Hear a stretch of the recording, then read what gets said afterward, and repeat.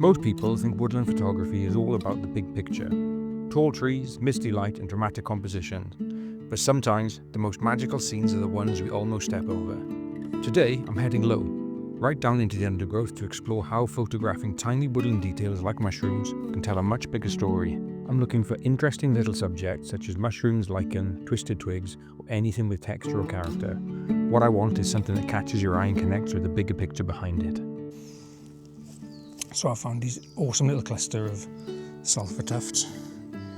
They are a few days past their best, unfortunately, but they still got some nice shape. They're a little bit dried out, but I think we can get some really nice photos here. The background is going to be the tall trees in the forest up there. I'm going to be using a nice wide angle lens to incorporate and exaggerate the mushrooms and the clover that we've got here in the foreground, but also envelop these and give them an absolute place in the forest, so we give a sense of scale as well with all the tall trees behind. Let's give it a go.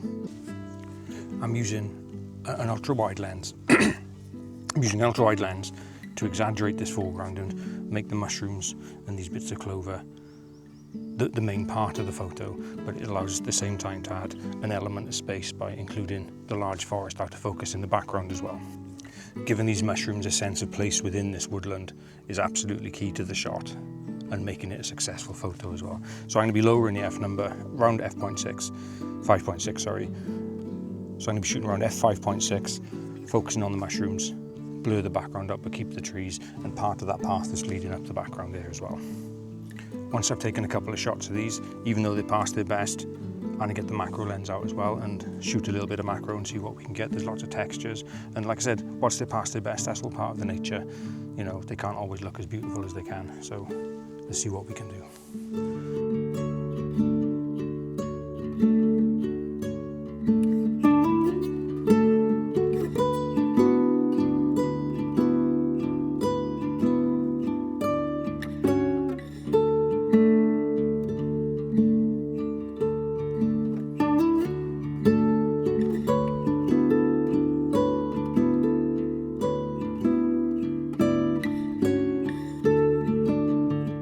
Get a chance as well when shooting your macro photos, get yourself one of these portable little LED lights.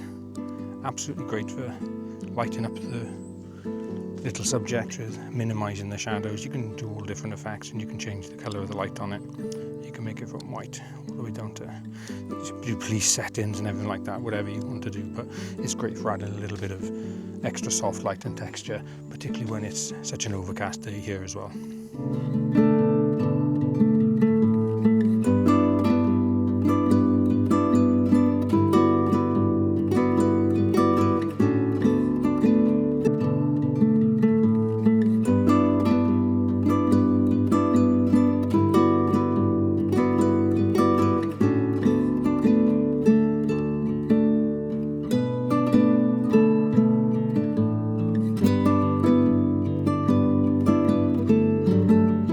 Next time that you're in the woods taking photos, don't forget to look down and see what's below your knees. You never know, you might be pleasantly surprised.